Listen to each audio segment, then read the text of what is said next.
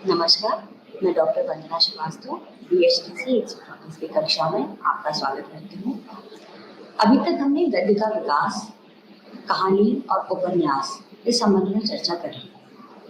आज हम चर्चा करेंगे निबंध के विषय में और रामचंद्र शुक्ल जी, हजारी प्रसाद द्विवेदी जी और कुबेरनाथ राय जी के आधार पर हम निबंध को, उसकी शैली को, शिल्प को समझने का प्रयास करेंगे।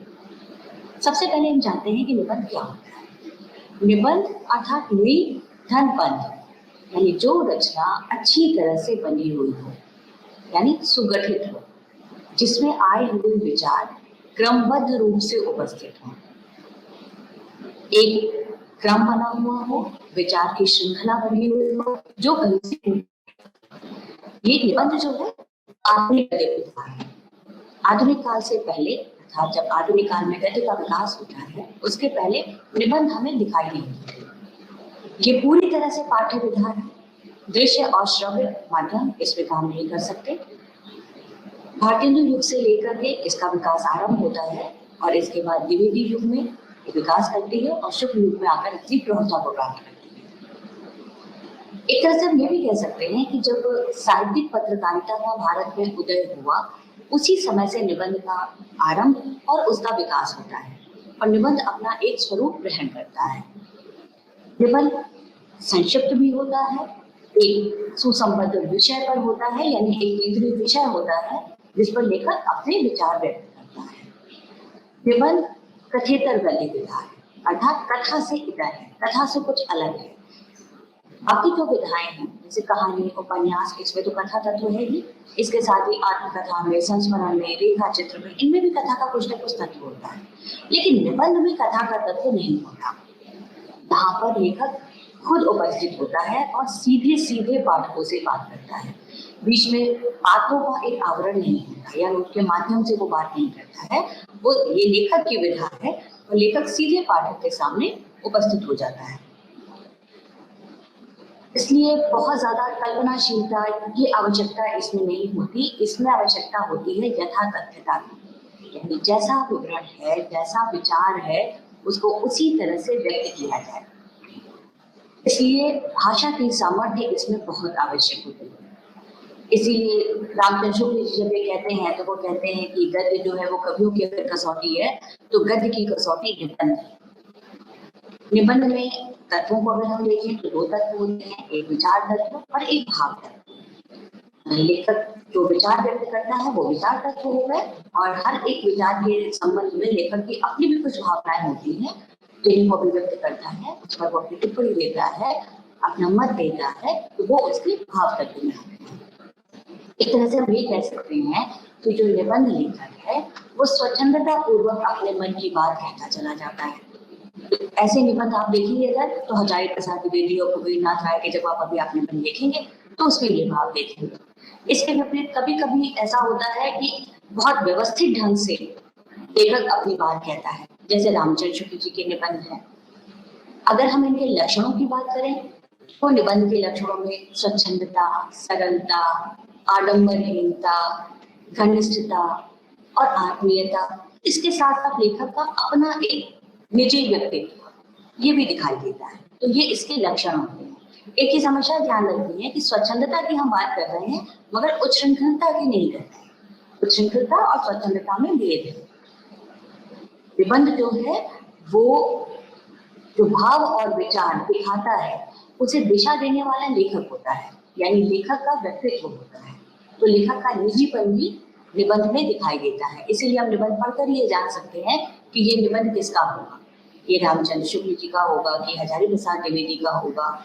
ये हम निबंध की शैली से ही पता लगा लेते हैं। हर एक विषय पर, हर एक विचार पर लेखक अपनी टिप्पणी करता है और साथ में पाठक से भी विचार आमंत्रित करता है। और यही जो आमंत्रण है ये लेखक और पाठक को निकट ले आता है, उनके भीतर एक आत्मीय संबंध स्थापित कर देता है और इसीलिए विषय मूल हो या कितना भी कठिन हो, उसका एक जो ग्रहण है वो सहज हो जाता है, पाठक आसानी से उसको समझ जाता है। भारतेंदु युग से इसका आरंभ होता है। लगभग 1875 से 1900 तक का जो निबंध है इसमें भारतेंदु हरिश्चंद्र हैं, बालकृष्ण भट्ट, प्रताप नारायण मिश्र, लाला श्रीनिवास दास, इसके अलावा बद्रीनारायण चौधरी प्रेमधन, ये लोग मुख्य निबंधकार हैं उस समय के। जब से मुद्रण कला भारत में आई है, जिसके बाद साहित्यिक पत्रकारिता का बहुत तेजी से उदय होता है और फिर बहुत तेजी से इसका विकास होता है, तो ये सभी जो निबंधकार हैं ये सब वास्तव में पत्रकार भी हैं और इनके ये निबंध इनकी ही भिन्न भिन्न पत्र पत्रिकाओं में प्रकाशित हुए हैं। कवि वचन सुधा, हिंदी प्रदीप, ब्राह्मण, आनंद कादम्बरी, ये उस समय की मुख्य पत्रिकाएं हैं जिनमें निबंध प्रकाशित होते हैं। क्योंकि जनता तक अपनी बात पहुंचाने के लिए सीधे सीधे लेखक को पाठक से यानी जनता से बात करनी थी, इसलिए ये सभी लेखकों ने, इन सभी पत्रकारों ने अपनी बात के लिए निबंध को एक अच्छा माध्यम समझा और अपनी पत्र पत्रिकाओं में प्रकाशित किया। देश प्रेम की भावना, समाज सुधार की भावना, इसके साथ ही अपने अतीत का गौरव, विदेशी शासन के प्रति आक्रोश, स्त्रियों की दशा, शिक्षा का प्रचार, इन सारे विषयों पर निबंध लिखे। बड़ी बात यह है कि सारे विषय बहुत गंभीर हैं, लेकिन इसके बाद भी इस युग के जितने निबंध हैं इनमें बहुत जिंदादिली। बालकृष्ण भट्ट को तो हिंदी निबंधों का जनक माना जाता है। 1900 के बाद महावीर प्रसाद द्विवेदी जी आते हैं सामने, सरस्वती पत्रिका का वो संपादन आरंभ करते हैं, तो फिर गंभीर निबंध साहित्य की रचना आरंभ हो जाती है। रामचंद्र शुक्ल इसी समय में निबंध लिखना आरंभ करते हैं। इसके अलावा महावीर प्रसाद द्विवेदी जी खुद लिख रहे हैं, गुलेरी जी हैं, सरदार पूर्ण सिंह, गणेश शंकर विद्यार्थी, श्याम सुंदर दास, ये सभी लोग इस युग के महत्वपूर्ण लेखक हैं जो बहुत गहराई के साथ निबंध को समझते भी हैं, लिखते हैं और पाठक को भी समझाते हैं। रामचंद्र शुक्ल की बात हमने की। रामचंद्र शुक्ल अपने समय के सबसे बड़े निबंधकार और आलोचक हैं। द्विवेदी युग से इनका लेखन आरंभ होता है और इसके बाद वाला युग निबंध और आलोचना के क्षेत्र में शुक्ल युग के ही नाम से जाना जाता है। हिंदी में सबसे पहले अगर व्यवस्थित साहित्य सिद्धांतों की नींव किसी ने रखी है तो वो है आचार्य रामचंद्र शुक्ल। उन्होंने हिंदी साहित्य का इतिहास लिखा और इनका जो हिंदी साहित्य का इतिहास है, जो उन्होंने इसमें काल विभाजन किया है, वो आज भी थोड़े बहुत फेरबदल के साथ उसी रूप में चला आ रहा है। इनके अगर जीवन परिचय पर नजर डालें तो 4 अक्टूबर 1884 को इनका जन्म होता है। बस्ती में अगौना नामक गाँव है और इनकी जो मृत्यु होती है वो जब ये काशी विश्वविद्यालय में वहाँ के अध्यक्ष थे हिंदी विभाग के, तो उस समय ही उसी कार्यकाल में इनकी मृत्यु हुई थी 1941 में। आरंभिक शिक्षा इनकी मिर्जापुर में हुई, बाद में ये प्रयाग आ गए, वहां से उनकी शिक्षा हुई। इनकी जो स्कूली शिक्षा है वो इंटर तक ही हुई है। इसके बाद का अध्ययन इन्होंने स्वाध्याय से किया है। इन्होंने उर्दू, अंग्रेजी, बांग्ला, हिंदी भाषा और साहित्य दोनों का गंभीर अध्ययन किया।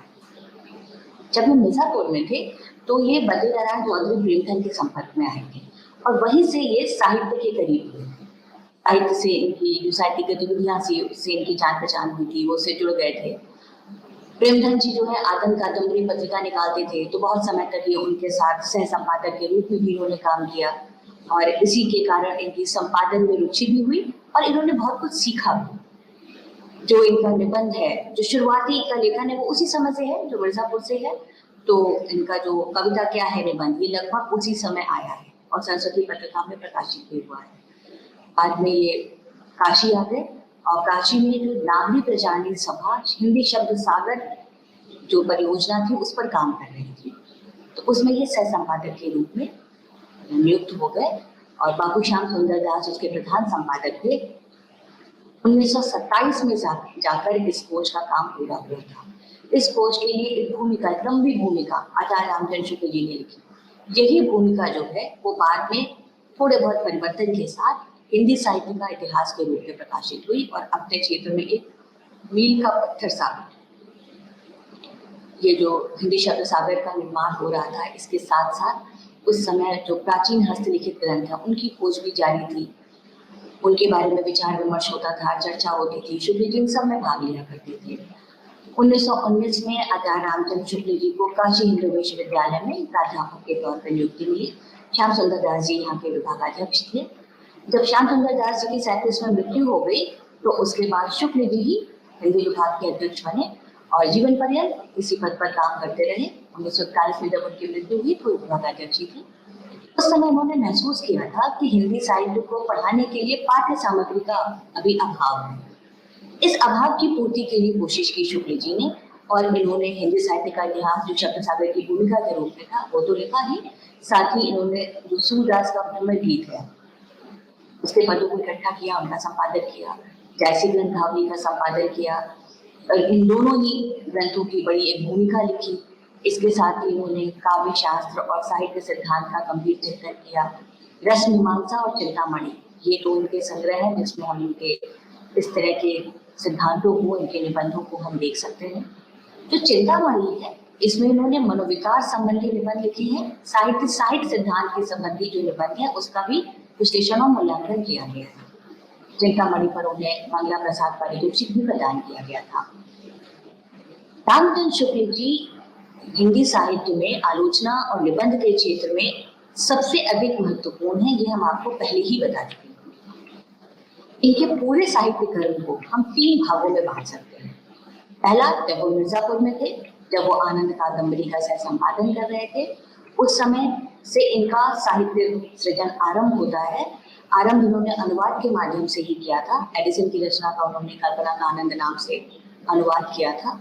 इसी तरह उन्होंने और भी कुछ अनुवाद किए थे और इसके अलावा कुछ संस्मरण लिखे थे, कुछ जीवन चरित लिखे थे, जिसमें प्रेमधन की छाया स्मृति बहुत प्रसिद्ध हुआ था। इसके बाद ये नामी प्रचारणी सभा के सह संपादक के रूप में आ गए थे हिंदी शब्द सागर के। वहां इनका दूसरा दौर है जो उनके लेखन कर्म का है। यहाँ इन्होंने बहुत सारी नई नई खोज तो की ही थी, इसके साथ साथ जो नामी प्रचारणी पत्रिका निकलती थी वो उसके भी संपादक बने थे और लगभग 1909 से 14 तक उसके संपादक बने थे। हिंदी साहित्य का इतिहास शब्द सागर की भूमिका के रूप में ही लिखा गया था। इसके अलावा इन्होंने अनुवादक के रूप में बहुत सारा काम किया। इस दौर में मनोविकार संबंधी जितने निबंध हैं उससे ज्यादातर निबंध इसी काल में जब वो नागरिक प्रचारणी सभा के लिए काम कर रहे थे तो उसी समय में लिखे गए हैं, जो बाद में चिंतामणि में प्रकाशित हुए हैं। तो इनके साहित्य कर्म का हम तीसरा दौर देखते हैं जब ये काशी हिंदू विश्वविद्यालय में हिंदी विभाग के प्राध्यापक के रूप में आ गए थे। यहाँ इन्होंने पाठ्य सामग्री तैयार करने पर विशेष बल दिया था, जिसके लिए हम पहले बता चुके हैं। हिंदी साहित्य का इतिहास आया, भ्रमर गीत सार, जैसी ग्रंथावली, इसके अलावा तुलसीदास, ये सारी रचनाएं इन्होंने की है। हिंदी साहित्य का इतिहास 2 बार में प्रकाशित हुआ है। पहले 1929 में प्रकाशित हुआ था, बाद में इसका संशोधित और परिवर्तित संस्करण 1941 में आया था। इन्होंने जो काल विभाजन किया वो आज भी लगभग थोड़ी बहुत फेरबदल के साथ वैसा ही चल रहा है। शुक्ल जी ने एक बहुत महत्वपूर्ण काम जो किया है वो है हिंदी को या हिंदी आलोचना को संस्कृत के काव्य शास्त्र के प्रभाव से मुक्त किया है। जो संस्कृत काव्य शास्त्र में कमियां थी उसको भी उन्होंने दूर करने की कोशिश की है। रस मीमांसा इस संदर्भ में एक महत्वपूर्ण ग्रंथ है। रामचंद्र शुक्ल का जो निबंध है वो ज्यादातर हम पहले बता चुके हैं कि चिंतामणि पुस्तक है इनकी निबंधों की सबसे महत्वपूर्ण। इसका प्रकाशन पहले 1939 में हुआ। इससे भी पहले 1930 में विचार वीथी नाम से इनके निबंधों का प्रकाशन हुआ था। ये नाम शुक्ल जी को बहुत पसंद नहीं आया था और जब 1939 में ये पुनः प्रकाशित हुई तो उन्होंने इसका नाम रख दिया था चिंतामणि। बाद में इसमें काव्य शास्त्र और आलोचना के कुछ निबंध शामिल किए गए और चिंतामणि भाग 2 प्रकाशित हुआ उनकी मृत्यु के बाद। तो पहले वाला जो ग्रंथ था उसका नाम हो गया चिंतामणि भाग 1 और इसका नाम, जिसको विश्वनाथ प्रसाद मिश्र संपादित कर रहे थे, इसका नाम हो गया चिंतामणि भाग 2। फिर कुछ समय बाद 1983 में कुछ और निबंध इसमें मिलाए गए और चिंतामणि भाग 3 प्रकाशित हुआ, जिसका संपादन किया नामवर सिंह जी ने। और फिर इसमें लगभग 47 निबंध, जिसमें बहुत सारे अनुवाद भी थे अंग्रेजी निबंधों के, ये शामिल किए गए और इसको चिंतामणि भाग 4 के नाम से 2002 में प्रकाशित किया गया। ये जो सारे निबंध हैं इनको हम 2 भागों में बांट सकते हैं, एक तो मनोविकार संबंधी निबंध और दूसरे आलोचनात्मक निबंध। तो यहाँ जब हम निबंध साहित्य का अध्ययन कर रहे हैं तो हम मुख्य रूप से इनके मनोविकार संबंधी निबंधों के बारे में ही बात करेंगे। जब शुक्ल जी चिंतामणि की भूमिका जो छोटी ही है जब वो लिखते हैं तभी उन्होंने अपने निबंधों के बारे में बहुत सारी बातें की हैं और ये उन्होंने एक तरह से उस समय जो विवाद चलता था उसके ऊपर व्यंग्य भी किया था कि लोग खुद ही समझ लें कि उनके निबंध विषय प्रधान है कि विषय प्रधान है। क्योंकि शुक्ल जी के निबंधों में विचार तो प्रधान है ही, साथ ही हृदय के भाव भी बीच में आते रहते हैं। तो ये उन्होंने पाठकों पर या आलोचकों पर ही छोड़ दिया है कि उनके निबंध किस तरह के माने जाने चाहिए। शुक्ल जी के निबंध जो हैं वो मनोविकार संबंधी निबंध उन्होंने जो लिखे हैं, तो उसके पहले भी भारतीय हिंदू युग में भी ऐसे निबंध लिखे गए थे।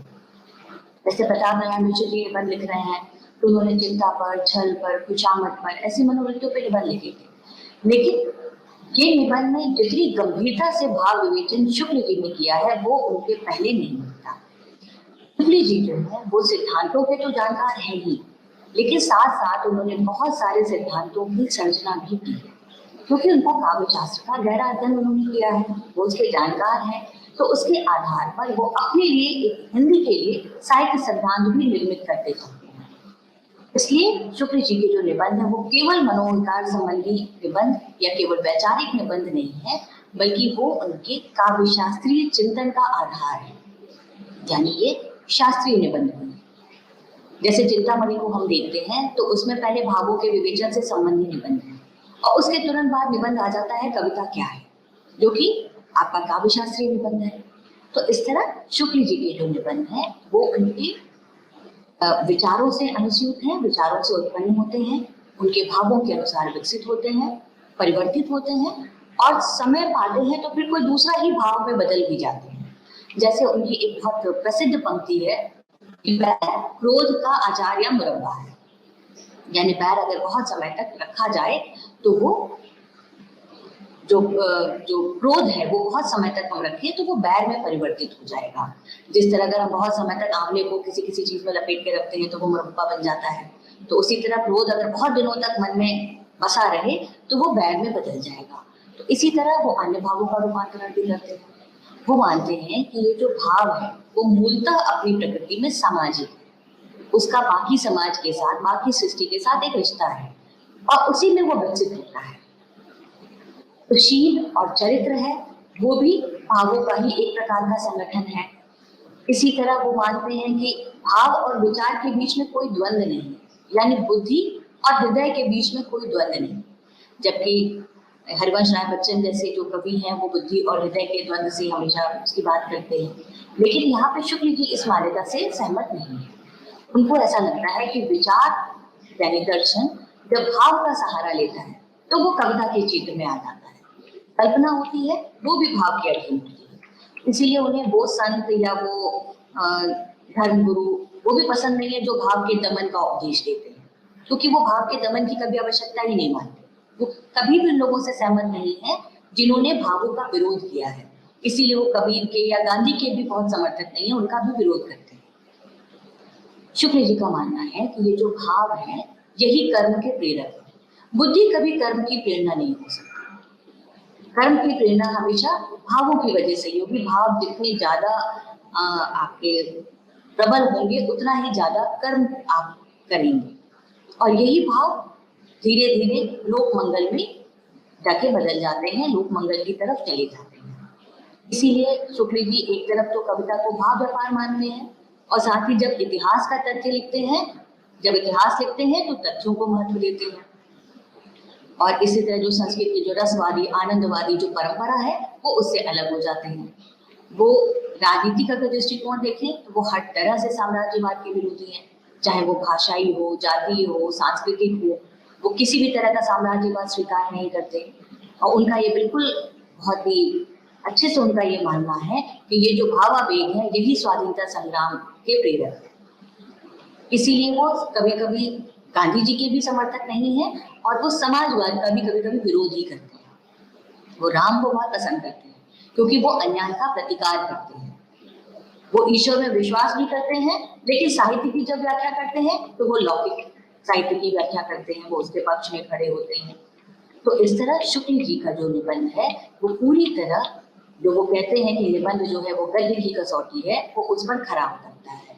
वो पाठक के साथ एक सामंजस्य स्थापित करते हैं और ये बहुत अच्छे से शुक्ल जी मानते हैं कि ये जो निबंध है ये शिक्षित वर्ग की पाठ विधा है, यानी लेखक को तो प्रबुद्ध होना ही चाहिए, विचार प्रवण होना ही चाहिए, पाठक को भी प्रबुद्ध होना आवश्यक है। जो पाठक केवल मनोरंजन चाहता है वो निबंध नहीं पढ़ेगा, जो पाठक अपने ज्ञान का विकास करना चाहता है वो निबंध पढ़ता है। इसलिए लेखक के पास भी विचार होने चाहिए जो गंभीर हो, जो मौलिक हो, और पाठक भी उन विचारों को सुनने के लिए, उनसे अपने भीतर कुछ प्राप्त करने के लिए तैयार होना चाहिए। शुक्ल जी जो भाव और मनोविकार पर निबंध लिखते हैं, जब वो निबंध लिखना आरंभ करते हैं तो उनके शिल्प को अगर हम देख रहे हैं तो हम बात कर रहे हैं कि वो उदाहरण देते हैं, उनके बारे में समझाने की कोशिश करते हैं कि ये भाव या मनोविकार क्या है। फिर जब जरूरत होने लगती है तो वो दूसरे भाव और मनोविकार से उसकी तुलना करते हैं। फिर जैसे भी हम लोग और प्रीति पढ़ेंगे तो इसके बारे में डिटेल में ज्यादा विस्तार में बात करेंगे। वो बताते हैं कि जैसे लोग, प्रीति, श्रद्धा, भक्ति, ये सब एक ही तरह के भाव हैं, लेकिन इन दोनों के बारे में कुछ समानता बताते हैं, तो फिर धीरे धीरे उसे तुलना करके उनके बीच में क्या अलगाव है ये भी वो बताते हैं, क्या असमानता है ये भी बताते हैं। हर निबंध में एक केंद्रीय विचार है, केंद्रीय विचार से आरंभ करते हैं, धीरे धीरे विचार का विकास होता है और फिर उस विचार के जितने भी आयाम हो सकते हैं शुक्ल जी सबके बारे में बात करते हैं और इस तरह से उनके निबंध का गठन होता है।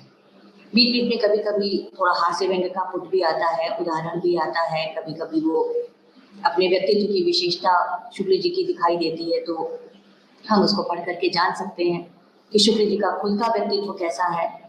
विषय की कितनी भी गंभीरता है, कितना भी जटिल विषय है, वो उसे पठनीय बनाए रखते हैं और पाठक को अपने साथ लेकर चलते हैं। इसीलिए जीवन के कुछ चित्र वो शामिल करते चलते हैं जिससे पाठक उससे एक सामंजस्य स्थापित कर सके। शुक्ल जी के किसी भी निबंध में हल्कापन नहीं, हर पंक्ति गंभीर। शुक्ल जी खुद भी गंभीर है और पाठक से भी उनकी अपेक्षा है कि पाठक भी सजग और गंभीर बना रहे हर वक्त। विविध युग के जो और निबंधकार हैं उन निबंधकारों पर भी शुक्ल जी अपने इतिहास में पर्याप्त चर्चा करते हैं, चाहे वो महावीर प्रसाद द्विवेदी है, चाहे श्याम सुंदर दास है या बाल मुकुंद गुप्त है, इन सब का आलोचनात्मक परिचय शुक्ल जी अपने इतिहास में देते हैं। उनका लोभ और प्रीति निबंध अगर हम देखें तो हम देखते हैं कि ये निबंध जो है मुख्यतः विचार कर रहा है। आरंभ में ही शुक्ल जी बहुत विस्तार से लोभ और प्रीति के बारे में बात करते हैं, उसके स्वरूप को स्पष्ट करते हैं, दोनों के बीच में तुलना करते हैं और फिर उसके विकास के साथ साथ लोभ और प्रीति के विविध सोपान जो है वो उनको दिखाते हैं। सामान्य तौर पर हमें दिखाई देता है कि लोभ और प्रीति परस्पर विरोधी विचार है, विपरीत विचार है, विपरीत भाव है। लेकिन शुक्ल जी जब अपने निबंध का आरंभ करते हैं तो दोनों की एकता से करते हैं। वो दिखाते हैं कि दोनों ही एक है। सामान्य विशेषता क्या है दोनों की? ये दोनों ही मनोविकार, लोभ और प्रीति, सुख और आनंद देने वाली वस्तु के प्रति होती है। यदि कोई वस्तु हमें सुखकर नहीं होती, यदि वो हमें आनंद देने वाली नहीं होती है तो ना उसकी प्राप्ति का हमें लोभ हो सकता है, ना ही उससे हम प्रेम कर सकते हैं। तो अतः दोनों एक तरह से एक जैसे ही। फिर धीरे धीरे वो आगे बढ़कर इसके विरोध की ओर या इनके भीतर जो असमानता है उसकी ओर संकेत करते हैं। वो बताते हैं कि लोभ जब सात्विक रूप ग्रहण करता है तो प्रीति हो जाता है। लोभ जो है वो सामान्य के प्रति होता है, जबकि प्रेम या प्रीति ये तो एक विशेष के प्रति उन्मुख होता है। सामान्य तौर पे अगर वस्तुओं को प्राप्त करने का भाव होता है तो वो लोभ है, अगर व्यक्ति विशेष के प्रति ये भाव है तो वो प्रेम में परिवर्तित हो जाता है। जब हम लोभ के अधीन होते हैं तो दया, करुणा जैसे जो भाव है वो उनकी अनुभूतियां पीछे छूट जाती हैं। इसीलिए शुक्ल जी कहते हैं कि अगर प्रेम जो है, एक और चीज खास बात है प्रेम के संबंध में कि ये आलम्बन और आश्रय दोनों ही एक ही भाव से अगर परिचालित होंगे तो ही प्रेम पूर्णता को प्राप्त करेगा। शुक्ल जी ये मानते हैं कि ये जो प्रेम है ये लोक जीवन में व्याप्त हो जाता है, यानी लोकोन्मुख होता है और वही प्रेम श्रेयस्कर है। इसीलिए देश प्रेम को वो श्रेयस्कर मानते हैं और उससे भी आगे बढ़कर वो विश्व मानव के प्रति जो प्रेम होता है उसको वो श्रेयस्कर मानते हैं। शुक्ल जी की नजर में प्रेम का सुखात्मक और दुखात्मक दोनों रूप होता है। इस तरह अपनी भावनाओं को व्यक्त करते करते शुक्ल जी विचार व्यक्त कर रहे हैं, साथ में अपनी भावनाओं को व्यक्त कर रहे हैं। विषय को स्पष्ट करने के लिए निबंध लिखते हैं और बौद्धिक विवेचन करते करते कई बार वो भाव विवल हो जाते हैं। ऐसे भावुकतापूर्ण स्थल आते हैं तो उनकी भाषा भी थोड़ी काव्यात्मक सी होने लगती है। फिर वो धीरे से अपने विषय पर आ जाते हैं। जो शुक्ल जी की भावुकता है वो कभी भी उछलती या बहुत ज्यादा आह्लादित या बहुत ज्यादा भावुक होकर बहने नहीं लग जाती, वो हमेशा विवेक के अधीन रहती है। उनका जो भाव पक्ष है वो हमेशा ही विचार पक्ष से नियंत्रित रहता है। उनकी जो भाषा परंपरा है वो राजा लक्ष्मण सिंह वाली है, यानी संस्कृत है, तत्सम शब्दावली से युक्त है। तार्किक प्रवाह उनकी भाषा में हमेशा मिलता है। तद्भव शब्दों का भी प्रयोग करते हैं, यद्यपि अपेक्षाकृत कम है लेकिन करते हैं। वो सूत्र लिखते हैं, फिर उस सूत्र की व्याख्या करते हैं। जटिल विषय होता है तो उदाहरण के द्वारा समझाते हैं। कई बार वो विश्लेषण पहले करते हैं, उसके बाद एक सूत्र वाक्य लिख करके अपने मत को स्थिर कर देते हैं। भाषा का स्तर पूरे निबंध में एक जैसा है, वो स्तर कभी भी हीन नहीं होने पाता। मौलिक चिंतन है उनका, जिससे उनकी शैली भी मौलिक हो जाती है। शुक्ल जी की एक विशेषता ये भी है कि ये बहुत ज्यादा दूसरे विद्वानों के उद्धरण नहीं देते, ये इनकी अपनी विशेषता है। जबकि हम हजारी प्रसाद द्विवेदी को देखते हैं तो उसमें बहुत सारे उद्धरण हमें दिखाई देते हैं। तो इस तरह हमें दिखाई देता है कि शुक्ल जी जो है वो एक अच्छे आलोचक और निबंधकार तो है ही, और एक अच्छे शिक्षक भी है। जैसे एक शिक्षक होता है गंभीर से गंभीर, जटिल से जटिल विषय को अपने विद्यार्थियों को पूरी तन्मयता के साथ उसको उसके भाव को पहुंचा ही देता है, उसको समझा ही देता है। उसी तरह शुक्ल जी भी जटिल से जटिल विचार को पाठक तक पहुंचा देते हैं, उसे समझा देते हैं। और कभी भी व्यंग और हास्य का प्रयोग जरूर करते हैं। कभी कभी वो नाराज भी होते हैं, कभी कभी उसमें कोई चोट भी करते हैं, लेकिन कभी भी वो एक गरिमा और मर्यादा को बना के रखते हैं। कभी किसी को चोट ऐसी नहीं पहुंचाते कि वो पीड़ित। दूसरे जो निबंधकार पे हम बात करते हैं वो है आचार्य हजारी प्रसाद द्विवेदी। हजारी प्रसाद द्विवेदी भी आलोचक भी हैं, शोधकर्ता भी हैं, निबंधकार हैं, उपन्यासकार भी हैं।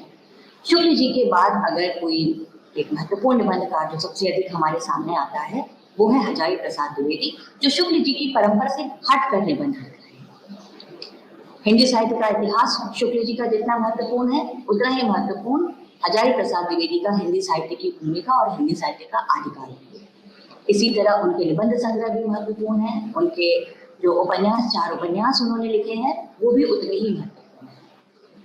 हजारी प्रसाद का जन्म आरत दुबे का छपरा बलिया जिला में उत्तर प्रदेश में हुआ था 1907 में। उनका परिवार संस्कृत का प्रधान पंडित था, तो आरंभिक शिक्षा उनकी भी गांव में हुई। बाद में वो काशी चले गए, जहां से उन्होंने ज्योतिष में आचार्य की उपाधि प्राप्त की। 1930 में वो शांति निकेतन हिंदी के अध्यापक बन गए, जहां पर गुरुदेव रविन्द्रनाथ टैगोर और चिट्टी मोहन सिंह जैसे महान व्यक्तित्व के संपर्क में आए। हजारी प्रसाद द्विवेदी हिंदी के छात्र कभी नहीं थे, इनकी शिक्षा संस्कृत में हुई थी, विषय इनका ज्योतिष था। बाद में वो हिंदी में आई हैं और हिंदी का ज्ञान उन्होंने अपने स्वाध्याय से प्राप्त किया है। 20 साल तक वो शांति निकेतन रहे। जितनी इनकी आरंभिक कृतियां हैं, चाहे वो हिंदी साहित्य की भूमिका है या सूर साहित्य, कबीर, अशोक के फूल, बाणभट्ट की आत्मकथा, ये सभी शांति निकेतन में ही रहकर लिखी गई हैं और वहीं से प्रकाशित हुई हैं। लखनऊ विश्वविद्यालय ने 1949 में बीलिट की उपाधि दी थी मानद। फिर 1950 में द्विवेदी जी बनारस हिंदू विश्वविद्यालय आ गए और हिंदी विभाग में प्रोफेसर और अध्यक्ष बनाए गए। कुछ समय बाद वो पंजाब विश्वविद्यालय चंडीगढ़ में हिंदी के प्रोफेसर और अध्यक्ष हो गए। बाद में 1967 में वापस बनारस हिंदू विश्वविद्यालय आए और वहां से 1970 में सेवानिवृत्त हुए। भारत सरकार ने उन्हें पद्म भूषण की उपाधि भी प्रदान की थी। द्विवेदी जी संस्कृत के तो विद्वान थे ही, साथ ही हिंदी, बंगला, अंग्रेजी के भी उद्भट विद्वान थे। निबंध के साथ साथ हिंदी साहित्य का इतिहास, शोध और आलोचना और उपन्यास, इन सभी क्षेत्रों में उन्होंने महत्वपूर्ण काम किया है। उनके चारों उपन्यास, बाणभट्ट की आत्मकथा, चारूचंद्र लेख, पुनर्नवा, अनामदास का पोथा, अपनी तरह के अनूठे उपन्यास हैं। इसी तरह जब वो आलोचना के क्षेत्र में आते हैं तो रविन्द्रनाथ टैगोर और कालिदास की तो प्रशंसक हैं ही, लेकिन इन्होंने एक बहुत अच्छी पुस्तक लिखी है कबीर पर, और कबीर का मूल्यांकन आज भी हजारी प्रसाद द्विवेदी की इसी पुस्तक के आधार पर किया जाता है। और निबंध तो उनकी विधा है ही। आलोक पर्व इनका जो निबंध संग्रह है, इस पर उन्हें साहित्य अकादमी पुरस्कार प्राप्त हुआ था। द्विवेदी जी की बड़ी विशेषता ये है कि वो जिस भी विधा में काम करते हैं उस विधा के वो सर्वोत्तम लेखक या सर्वश्रेष्ठ लेखकों में उनका शुमार हो जाता है। चाहे वो उपन्यास लिखे, चाहे वो इतिहास लिखे, चाहे वो निबंध लिखे या आलोचना करें, वो अपने अपने क्षेत्र में एक मील का पत्थर स्थापित करते चलते हैं। निबंध के क्षेत्र में तो उन्होंने एक नई परंपरा ही स्थापित कर दी, जिसमें विद्यानिवास मिश्र, कुबेरनाथ राय, आगे जो बाकी निबंधकार हैं वो उस परंपरा पर चले। तो द्विवेदी जी के जो निबंध संग्रह हैं वो आलोचनात्मक पुस्तकें हैं, वो भी कुछ निबंध की शैली में है, जैसे साहित्य सहचर। इसी के साथ साथ बहुत सारे जो और किताबें हैं, जो उनके व्याख्यान हैं, वो भी निबंध की प्रकृति के ही हैं, जैसे हिंदी साहित्य का आदिकाल, तो ये भी निबंध की प्रकृति का ही है, लेकिन मूलतः इनके निबंधों को हम दो भागों में बांट लेते हैं, एक ललित निबंध और एक आलोचनात्मक निबंध। ललित निबंध को ही हम निबंध की कोटि में रखेंगे, यहाँ उस पर ही बात करेंगे। तो इनके जो मुख्य निबंध संग्रह है वो है अशोक के फूल, कल्पलता, विचार और वितर्क, आलोक पर्व, कुटज। इसमें इनके बहुत आप लोगों ने पहले भी इनके निबंध पढ़े होंगे, जैसे अशोक का फूल पढ़ा होगा, कुटज, देवदारू, आम फिर गौर आ गए, नाखून क्यों बढ़ते हैं, ये सब निबंध शायद आपके पढ़े भी हों। इनके निबंधों की एक खास बात यह है कि ये निबंध प्राचीन भारतीय सभ्यता से इनके विषय लिए गए हैं, वहां से उठाते हैं और उसको समकालीन जीवन और चिंतन तक वो लेकर आते हैं। तो ये इनकी एक बड़ी विशेषता है। शुक्ल जी के निबंधों से इनका अलगाव है काफी सारे मायनों में। जैसे शुक्ल जी जो है वो मनोवैज्ञानिक निबंध या मनोविकारों पर निबंध लिखते हैं, काव्य शास्त्रीय विश्लेषण करते हैं, तो उनके निबंध विषय प्रधान होते हैं। लेकिन हजारी प्रसाद द्विवेदी के निबंध व्यक्ति प्रधान है। वो गंभीर शोधपरक शास्त्रीय चिंतन करते जरूर हैं, लेकिन फिर भी जो शैली इनकी होती है वो व्यक्ति प्रधान होती है। चाहे कोई भी निबंध, अशोक का फूल देखें या कुटज देखें, आप इनके निबंधों में आप ये व्यक्तित्व की प्रधानता आप हर निबंध में देखेंगे। दरअसल वो चाहते हैं कि भारतीय चिंतन परंपरा को वो समझें, वो जितना समझते हैं वो अपने पाठकों को भी समझाएं। इसीलिए वो हर एक निबंध में एक से निबंध जहां पे खत्म करते हैं वहीं से जैसे उनका दूसरा निबंध शुरू हो जाता है। उन्हें लगता है कि जो पाठक है आज का, वो अपने सभ्यता से, अपनी संस्कृति से, अपने प्राचीन साहित्य से दूर हो गया है, उससे वो अपरिचित हो गया है, तो उसको वो उस दुनिया में लेकर जाते हैं। वो बहुत आश्चर्यचकित होता है कि अरे ऐसा भी था, वो उसको दुनिया जो है वो बहुत रोमांचकारी लगती है। और फिर धीरे धीरे द्विवेदी जी उसको उस युग में घुमाते घुमाते आज के युग तक लेकर आते हैं और अपना प्राचीन भंडार दिखाकर उसके मन में एक जिज्ञासा उत्पन्न करते हैं और फिर जिज्ञासा को शांत करते हैं। इसीलिए उनके निबंध महाकाव्यात्मक निबंधों की कोटि में कभी कभी आने लगते हैं। जैसे एक निबंध उन्होंने लिखा, जैसे अशोक के फूल उन्होंने लिखा, उसके बाद जब वो कुटज लिख रहे हैं तो लगता है कि अशोक के फूल का ही विस्तार है। जब वो फिर देवदारू लिख रहे हैं तो लगता है ये उसी परंपरा में उसी का विस्तार है, यानी जो बात वो पहले कह चुके हैं थोड़ा सा फिर से कह देते हैं और फिर उसमें आगे कुछ बातें जोड़ देते हैं। तो इसलिए वो कई निबंध एक दूसरे से संबद्ध होते चले जाते हैं। द्विवेदी जी की एक और खास बात कि वो कभी पाठक के स्तर पर नहीं आते, वो हमेशा पाठक को सिखाने की, बताने की, समझाने वाली भूमिका में रहते हैं। इसके पहले के जो निबंध हम देखते हैं, चाहे वो भारतेंदु युग के देखें या शुक्ल जी के निबंध देखें, तो हम देखते हैं कि या तो जो लेखक है वो खुद पाठक के स्तर पर उतरता है, जैसे कि भारतेंदु युग के निबंधकार हैं, या पाठक से ये अपेक्षा करता है कि वो उसके स्तर पर उठकर आए, जैसे शुक्ल जी के निबंध। लेकिन द्विवेदी जी ऐसा नहीं करते और इसके बाद भी वो पाठक से संप्रेषण की मुद्रा में हमेशा रहते हैं। पाठक से उनका संप्रेषण बहुत अच्छे से एक सामंजस्य बैठता है।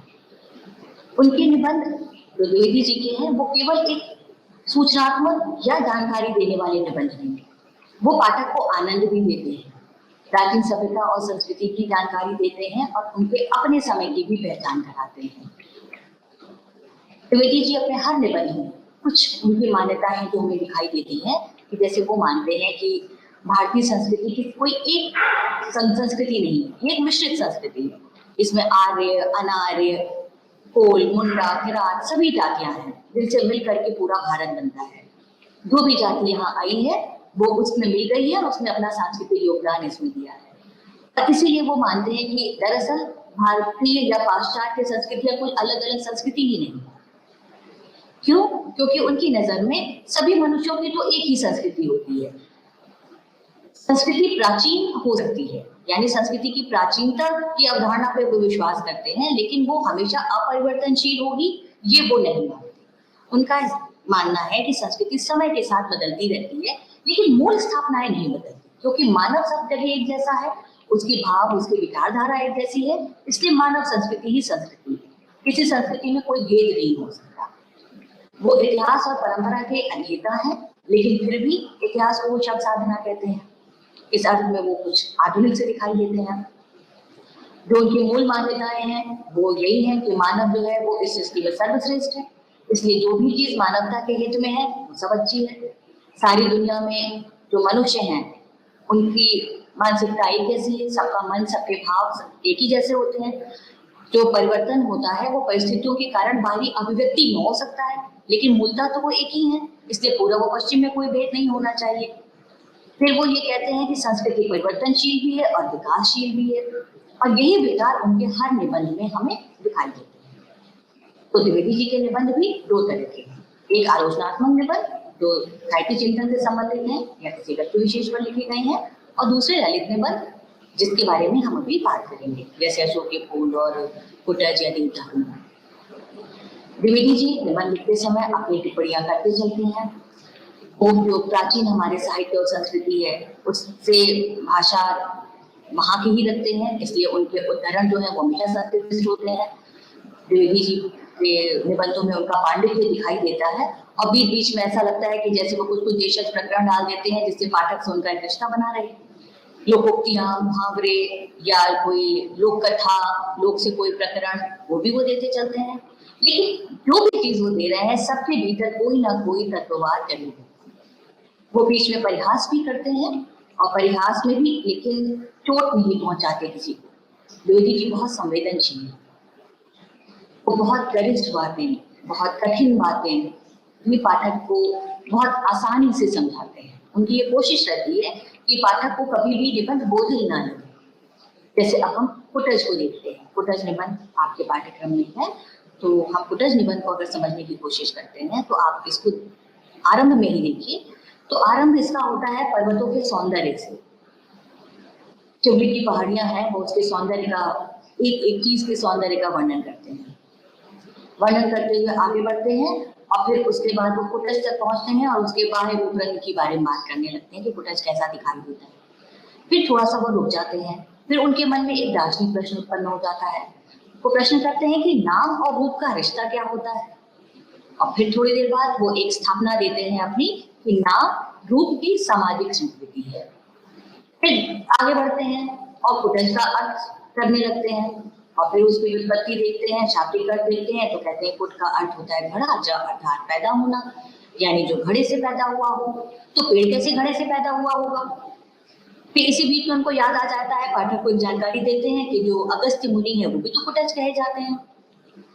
आगे बढ़ते हैं, इस तथ्य की जानकारी भी दे देते हैं पाठक को कि ये जो कुटज शब्द है वो किस भाषा का शब्द होगा। तो इस प्रक्रिया में वो आगे बढ़ते हैं, तो बताते हैं कि ऑस्ट्रो एशियाटिक भाषा परिवार है, उसके बारे में बात करते हैं, और ये बताते हैं कि शायद ये उस भाषा परिवार का शब्द है।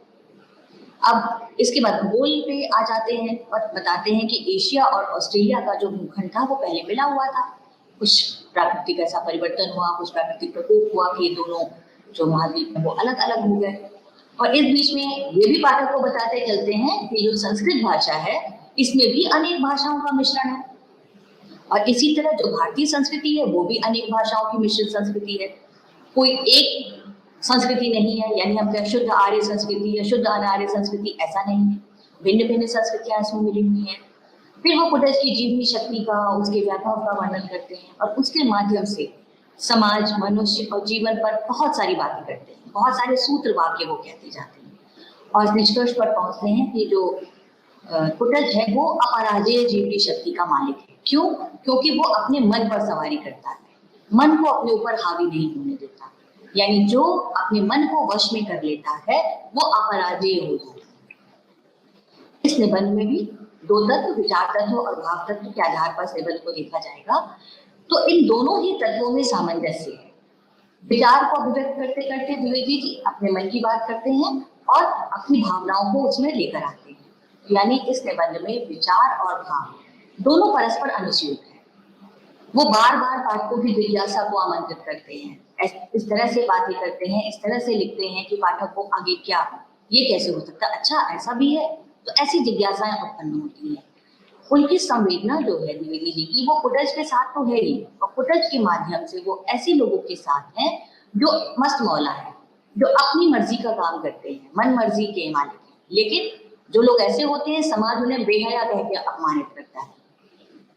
इसी तरह जब वो अंत में पहुंचते हैं तो दुख और सुख का विवेचन करते हैं। वो बताते हैं कि दुख और सुख क्या है, ये तो सिर्फ मन के विकल्प है।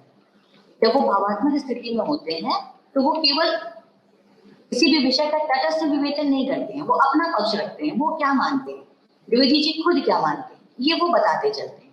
इसलिए तो ये निबंध है कुटज, ये भावात्मक श्रेणी का निबंध आने हो जाता है। जब वो नाम और रूप का प्रश्न करते हैं कुटज में, तो वो दार्शनिक समस्या पे तो बात कर ही रहे हैं नाम और रूप की, साथ ही विचार के स्तर पर बात करते हैं। नाम और रूप दोनों पर बड़े प्रसन्न होते हैं, आह्लादित होने लगते हैं। वो इस बात पर भी बहुत खुश होते हैं, बिल्कुल प्रसन्न हो जाते हैं कि देखो कुटज का तो नाम और रूप दोनों ही बचा हुआ है आज तक। और इस माध्यम से वो उन लोगों को याद करने की कोशिश करते हैं, या उन लोगों को याद करते हैं, पाठकों को उनकी याद दिलाते हैं जिन्हें दुनिया भूल गई, जिनका अब नाम या रूप कुछ बचा ही नहीं है। इसी तरह जो कुटज है उसके जीवन का मर्म स्पर्शी वर्णन करते हैं द्विवेदी जी, और ये बताते हैं, एक लंबा सा एक संकेत देते हैं कि कुटज जो है वो किसी के दरवाजे पे भीख नहीं मांगता, किसी को नीति धर्म का उपदेश नहीं देता, किसी अफसर का जूता नहीं चाटता, किसी की खुशामद नहीं करता, ना ही कोई नीलम या बाकी रत्न धारण करता है, ग्रहों की फेर में पड़ता है। लेकिन वो अभी भी अपराधी है, क्योंकि वो अपनी मर्जी का मालिक है, वो अपने मन पर वश रखता है। तो यहाँ पे अप्रत्यक्ष रूप से वो ये बताना चाहते हैं, व्यंग करते हैं उन लोगों पर जो लोग दूसरों की चापलूसी करते हैं, जो लोग खुशामद करते हैं और अपने अस्तित्व को बचाए रखने का प्रयास करते हैं। वो उन लोगों के साथ हैं जो अपनी जीवनी शक्ति खुद के भीतर से धारण करते हैं, जो अपनी मर्जी के मालिक होते हैं, जो किसी की चापलूसी नहीं करते। तो यहाँ पर वो कुटज के साथ होते हैं। ये जो निबंध है इसको जब हम पढ़ते हैं तो हम देखते हैं आधा हिस्सा तो हमें कुटज दिखता है, मैंने कुटज के बारे में जानकारी दिखती है, और आधे में खुद हमें हजारी प्रसाद द्विवेदी दिखाई देते हैं। उनके जो विचार और भाव है वो स्वतः ही अभिव्यक्त होते चलते हैं। तो इस निबंध में हमें द्विवेदी जी के जो रूप दिखाई देते हैं वो दिखता है कि वो मानव गरिमा के समर्थक हैं, वो पांडित्यपूर्ण भाषा में बात करते हैं और साथ ही वो विषय के बहुत बड़े जानकार भी हैं। द्विवेदी जी जो हैं वो दिव्य दिशा और बेपरवाही का हमेशा ही समर्थन करते हैं। वो बहुत सहजता के साथ अपनी बात कहते हैं। वो ऐसे पाठक को संबोधित कर रहे हैं जो बहुत संस्कृत का ज्ञाता नहीं है, तो बहुत सहज ढंग से उसे अपनी बात समझाते चलते हैं। विचारशील है वो, और पाठक को भी विचार के लिए आमंत्रित करते हैं। इसके साथ ही सौंदर्य के वो बहुत प्रेमी हैं, प्रकृति में ही सौंदर्य देखते हैं, मानव में भी सौंदर्य देखते हैं, और केवल कोमल सौंदर्य पे ही मुग्ध नहीं है, वो झाड़ टंकार, पहाड़ पठार इन सब में भी सौंदर्य देखते हैं। संवाद घर में ये निबंध है तो उसकी भाषा भी वैसी ही है, पाठक से संवाद करते हैं और कुछ न कुछ पाठक को बताते चलते हैं। इस शैली के कारण ही इसकी निबंध की संप्रेषणता बढ़ जाती है, पाठक से वो सीधे जुड़ते हैं। तो ये निबंध जो है व्यक्ति प्रधान शैली का या व्यक्ति शैली का निबंध है। इनके पूरे वर्णन में बहुत जोश है, बहुत उल्लास है, कभी भी बोझिल नहीं होता है। और जब वो शिवालिक की पहाड़ियों और कुटज के बारे में वर्णन कर रहे हैं तो कई बार तो यात्रा वृत्तांत जैसा दिखाई देने लगता है। बीच में सूक्ति परक वाक्य लिखते हैं जिसका दार्शनिक अर्थ होता है, तो बेशक शब्दों का प्रयोग भी करते हैं, लेकिन मूलतः भाषा संस्कृत निष्ठ उनकी है। तो इस तरह जो द्विवेदी जी हैं वो पाठक से संवाद करते चलते हैं और पाठक और लेखक के बीच में एक आत्मीयता रहती है जो इनके निबंधों की सबसे बड़ी विशेषता है। अब हम कुबेरनाथ राय के बारे में जानते हैं। कुबेरनाथ राय ये भी ललित निबंध लेखक है, द्विवेदी जी भी ललित निबंध लेखक हैं। ललित निबंधों की शुरुआत एक तरह से उनसे हो रही है, तो कुबेरनाथ राय जी भी ललित निबंध के लेखक हैं और वो भी भारतीय संस्कृति के वैभवपूर्ण इतिहास से संबंध निबंधों की रचना करते हैं, पुराणों से मिथकों से सामग्री लेकर आते हैं और आधुनिक या दैनिक जीवन से उसको जोड़ देते हैं। कुबेरनाथ राय जी की दृष्टि ज्यादातर सौंदर्य पे टिकी होती है। सौंदर्य में जो मिथक है, जो दुनिया है, जो हमारी दुनिया की जो प्रकृति है, इन सब में वो सामंजस्य बिठाते हैं और सौंदर्य की अकुंठ अभिव्यक्ति उनके हर निबंध में दिखती है। आपके पाठ्यक्रम में सहस्त्रप्रणों का मणिद्वीप निबंध दिया गया है। इसमें आप देखिएगा कि किस तरह से मणिपुर का सौंदर्य उद्घाटन कर रहे हैं। मिथक, पुराण, इतिहास, भूगोल, काव्य सबको वो लेकर आते हैं और सबके माध्यम से मणिपुर के सौंदर्य को उद्घाटित करते हैं। तो इनका जन्म मनसा जिला गाजीपुर में हुआ, उत्तर प्रदेश में 26 मार्च 1933 को। मृत्यु इनकी हुई 1996 में। इनका जो परिवार था वो किसान परिवार से संबंधित है और साथ में ही बहुत ही धर्म प्रवण या वैष्णव परंपरा के लोग हैं। ये आरंभ में विज्ञान के विद्यार्थी थे, बाद में जब ये कलकत्ता गए विश्वविद्यालय से एमए की परीक्षा उत्तीर्ण करने, तो वहां इन्होंने अंग्रेजी से परीक्षा उत्तीर्ण की। रामचरितमानस का इन पर विशेष प्रभाव है। जब उन्होंने एमए कर लिया तो कलकत्ता में ही वो विक्रम विद्यालय में अध्यापक बन गए। 1959 में फिर असम चले गए, वहां नलबारी कॉलेज में प्राध्यापक बन गए। फिर जब असम में अशांति का दौर आया तो वहां से वापस गाजीपुर आ गए और स्वामी सहजानंद महाविद्यालय में प्राचार्य बने। वहीं से वो सेवानिवृत्त हुए 1995 में, और उसके एक वर्ष बाद ही 1996 में उनकी मृत्यु हो गई। रवीन्द्रनाथ राय जी की जो लेखन की शुरुआत होती है वो हुई हुमायूं कबीर, प्रोफेसर हुमायूं कबीर हैं, जो इतिहासकार हैं, उनके लेखन के विरोध में हुई। बाद में वो निबंध के क्षेत्र में आए। उनका एक कविता संग्रह भी है, लेकिन मुख्यतः वो निबंधकार ही।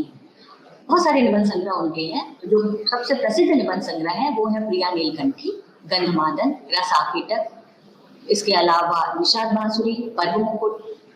1995 में उन्हें हिंदी साहित्य सम्मान, जो उत्तर प्रदेश हिंदी साहित्य संस्थान है, उसका साहित्य भूषण पुरस्कार मिला। इसके अलावा उन्हें मूर्ति देवी पुरस्कार भी प्रदान किया गया था। सहस्त्रफणों के मणिदीप निबंध को आप देखें तो इसमें मणिपुर के बनने की, मणिपुर राज्य कब से बना, उसके पौराणिक और ऐतिहासिक व्याख्या उन्होंने की है, और इसमें पुराणों का, मिथकों का सबका आधार लिया है। तो थोड़ा सा सार रूप में इस निबंध को हम देखते हैं कि मणिपुर जो है वो पूर्वोत्तर का एक राज्य है, पूर्वोत्तर भारत का। इतिहासकार मानते हैं कि मणिपुर में कुकी चीनी नागाओं के वंशज हैं, और ये लोग अपने आप को मेथई कहते हैं। मेथई यानी भिन्न जाति। वहां पर किरात के अलावा जो अन्य जातियां थी उनका जब मिश्रण हुआ तो ये जाति उत्पन्न हुई है, इसलिए उसको, ये भिन्न जाति है, इसलिए उसको मेथई का नाम दिया गया था।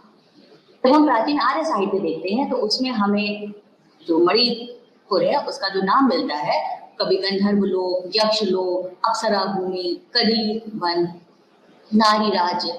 नारी राज्य इसलिए कहा जाता है क्योंकि यहाँ पर पुरुषों की तुलना में नारी का प्राधान्य है। यह मातृ सत्तात्मक परिवार यहाँ पे ज्यादा होते हैं। ऐसा माना जाता है कि पहले यहाँ पर केवल पानी ही था, धरती नहीं थी। ये कुछ प्राकृतिक घटना ऐसी हुई कि सारा पानी नदियों के रूप में बह गया और एक स्वर्ण भूमि प्रकट हुई जो मणिपुर के नाम से जानी गई। लेखक इसकी पौराणिक व्याख्या करता है और वो बताता है कि महादेव जी ने जब कृष्ण का रास देखा था तो वो भी इस रास में शामिल होना चाहते थे, तो वो पार्वती को नृत्य के लिए लेकर आते हैं कि चलो हम लोग रास करते हैं। तो एक सुंदर जगह ढूंढते हैं, तो वो इस क्षेत्र में पहुंचते हैं, लेकिन यहाँ पर धरती नहीं थी, पानी ही पानी था। तो महादेव जी ने त्रिशूल से आघात किया और ये भूमि प्रकट हुई। तो इसलिए मणिपुर का आज भी हम साहित्य और संस्कृति देखते हैं तो उस पर हमको भगवान शिव का प्रभाव दिखाई देता है। बाद में आर्य भी यहाँ आते हैं तो उनकी संस्कृति का भी यहाँ पे मिश्रण होता है। यहाँ का जो भी नृत्य और संगीत है वो लास्य से प्रभावित है। जैसे हम शंकर का नृत्य का तांडव देखते हैं तो उसके दो भाग हैं, एक लास्य भी है और एक उसका जो दूसरा रूप है वीर रस वाला वो है। यहाँ की जो जमीन है वहां पे घने वन है, लेकिन खेती के लिए उपयोगी नहीं है।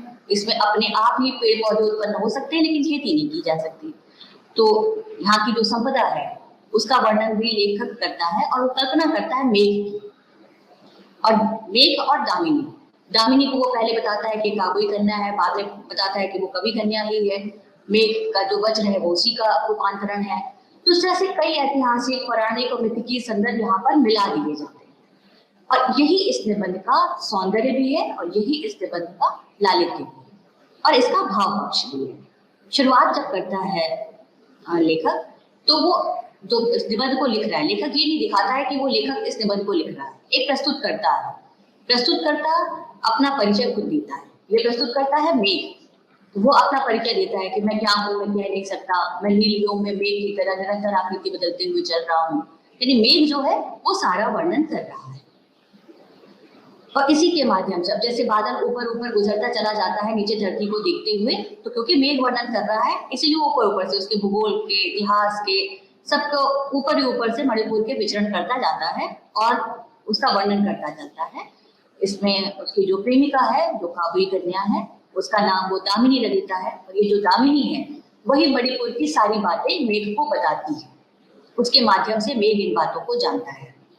ये जो दामिनी है वो एक कन्या के रूप में आती है, वो मेघ की प्रेमिका के रूप में आती है और वही इसकी मेघ को कथा सुनाने वाली है, जिसकी वजह से मेघ इसका वर्णन कर सके।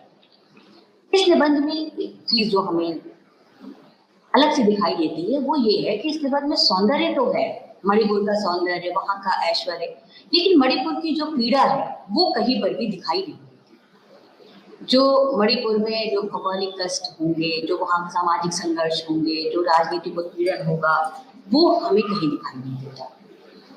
कभी किसी पर व्यंग या उपहास ऐसी चीजें भी नहीं दिखाई देती। यहाँ के निवासी बहुत कर्मठ हैं, बहुत जीवंत हैं, ये तो लेखक बताता है, और उनके सारे जीवन संघर्ष को वो इसी कर्मठता से ढक देता है। इसके साथ ही ये निबंध जो है, अभी हम लोग इसके पहले बात कर चुके हैं कि निबंध कथेतर गद्य लिखा है, इसमें कहानी नहीं है, लेकिन इस निबंध की ये विशेषता है कि इसमें बीच बीच में कथा तत्व शामिल होता है और ये कहानी और निबंध का मिश्रण जैसा करने लगता है। जैसे इसमें रास के बीच की कथा आती है या आगे काबुई कन्या जो बताती है, तो छोटी छोटी कथाएं बीच बीच में चलती रहती हैं। इसमें कल्पना और विचार का समन्वय चलता है। आरंभ में ही दिखाई देता है कि मेघ आ रहा है, मेघ का आगमन है, वही इसका अपना आत्म परिचय देता है। वो बताता है कि वो काम रूपी यायावर एक मेघ है, और पाठक को जानकारी देता चल रहा है पूरे मणिपुर की। कभी वो कहानी सुनाता है, कभी वो संस्मरण सुनाता है, कभी वो इतिहास, मिथक, भूगोल, इन सब में घुमाता है पाठकों को। और क्योंकि मेघ है इसलिए ऊपर से उड़ता हुआ दिखाता है, हर एक पल में खुद भी परिवर्तित होता रहता है, तो यहाँ दृश्य भी परिवर्तित होते रहते हैं। जहां जहां इसमें कहानी आती है वहां हमें दिखाई देता है कि दो पात्र आ जाते हैं, एक तो मेघ जो कि वक्ता ही है जो कहानी सुना रहा है, और दूसरी वो काबुई कन्या जिसका नामकरण मेघ ने दामिनी किया हुआ है, वो बीच बीच में आती है और दोनों की आकृति आपस में बदलती रहती है। कभी गुप्तचर की तरह मेघ दिखाई देता है, तो कभी वो अपनी आकृति बदल लेता है और मेघ की तरह दामिनी के साथ प्रेमी के रूप में दिखाई देता है। कभी वो रुई की तरह दिखाई देता है, कभी वो पूछवटी सिंह जैसा दिखाई देता है। तो बहुत सारे अलग अलग रूप यहाँ पर मेघ के दिखाई देते हैं। और बीच में पता ये चलता है कि कुबेरनाथ राय जो है, जो कि निबंधकार हैं, वो अपने आप को मेघ से अलग कर लेते हैं। कभी वो मेघ में ही रूपांतरित रहते हैं और निबंध लिख रहे होते हैं, कभी वो अपने आप को मेघ से अलग कर देते हैं और मेघ को छोड़ देते हैं कि वो अपने हिसाब से कथा को आगे बढ़ाए। और उसी के भीतर से फिर एक काल्पनिक जो काबुई कन्या है, जिसको कवि कन्या भी कहा जा रहा है, उसमें रूपांतरित कर देते हैं। और फिर वो स्पष्ट करते हैं बाद में कि जो काबुई कन्या है वो और कोई नहीं है, वो मेघ के भीतर जो वज्र है वो उसी का रूपांतरण है। इसी तरह ये जो लेखक है वो बहुत ही कुशलता के साथ, मनमोहक ढंग के साथ इन सारे परिवर्तनों को शब्दबद्ध करते हैं। इन सारे जो विचरण है, जो निरीक्षण है, जो अनुभव है, जो अनुसंधान है, विचार है, इन सबको बहुत अच्छे ढंग से निबंध की शैली में लेकर आते हैं और एक मणिपुर की रोचक कहानी, एक रोमांचक कहानी सामने लेकर आते हैं। सहस्त्रफणों के मणिद्वीप इसका नाम रखा गया है। यहाँ पर शुरू में ही लेखक बताता है कि सहस्त्रफण यानी शेषनाग, जिनके सहस्त्रफण है। क्योंकि रास होना है, नृत्य होना है, तो नृत्य के लिए जो प्रकाश व्यवस्था है वो शेषनाग ग्रह है। उनके सहस्त्रफण है, उन सहस्त्रफणों पर उन्होंने मणि धारण की हुई है, इसलिए इसने दो सहस्त्रफणों के मणिद्वीप इसका नाम रखा जा रहा है।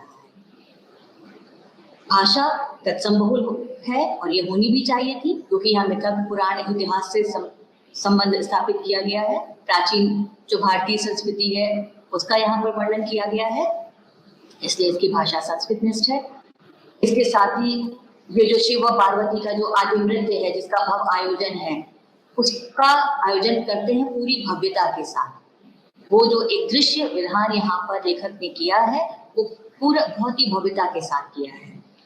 तो तत्समबहुल शब्दावली का इसमें प्रयोग करते हैं लेखक। इसके साथ ही बहुत सारे ऐसे शब्द भी प्रयोग किए हैं लेखक ने जो आजकल प्रयोग में नहीं आते, जैसे आर्द्र पर्णपाती या वनश्री। इसके अलावा कुछ शब्द क्योंकि मणिपुर का वर्णन है, मणिपुर के जातीय शब्द जो मणिपुरी भाषा के शब्द हैं वो भी बीच बीच में लेखक ने उनका भी वर्णन किया है, उनका भी प्रयोग किया है।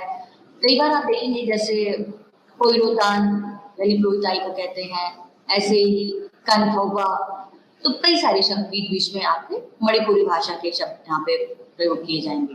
लेखक ने कुछ शब्दों का निर्माण खुद भी किया है, जैसे करुण लग्न भगवती, निद्रा हो गई अर्जुन, ऐसे बहुत सारे शब्द हैं जो लेखक अपने आप से जिनका निर्माण कर देता है।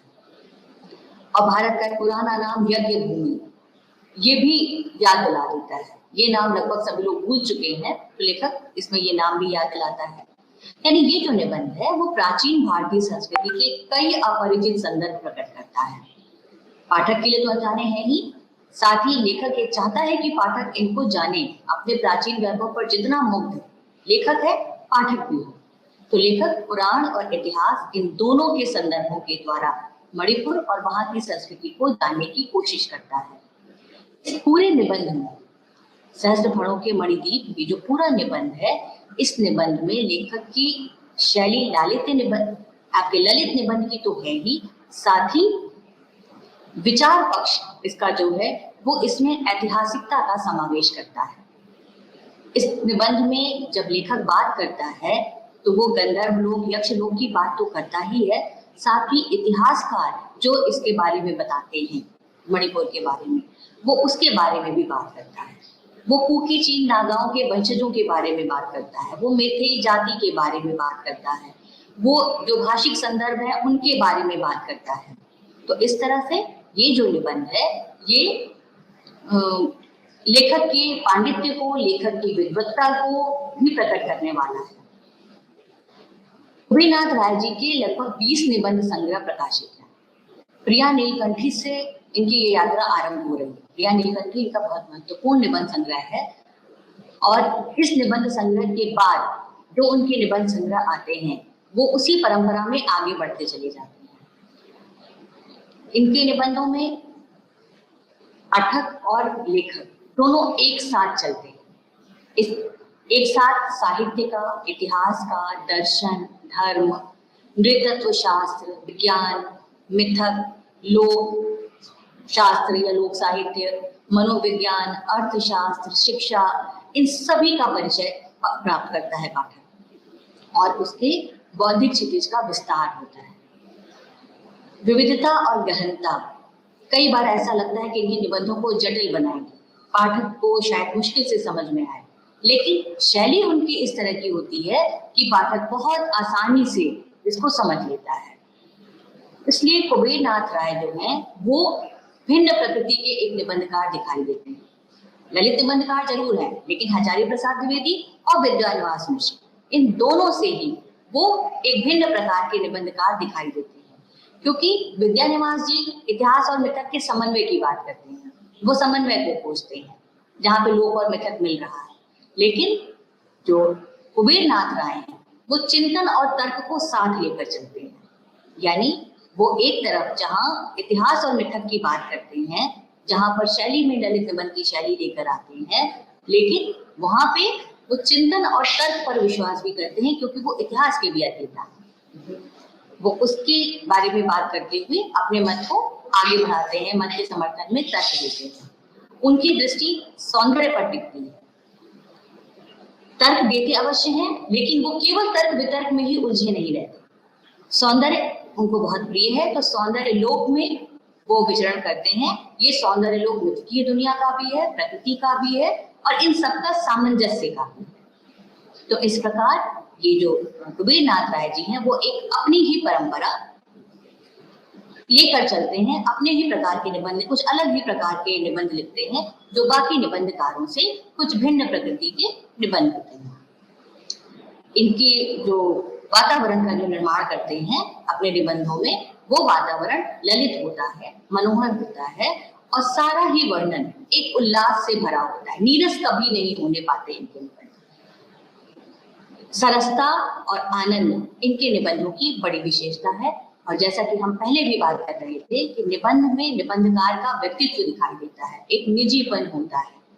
तो वो निजीपन हजारी प्रसाद द्विवेदी के निबंध में भी हमें दिखता है, वो निजीपन हमें कुबेरनाथ राय के निबंध में भी दिखता है और रामचंद्र शुक्ल जी के निबंध में भी दिखता है।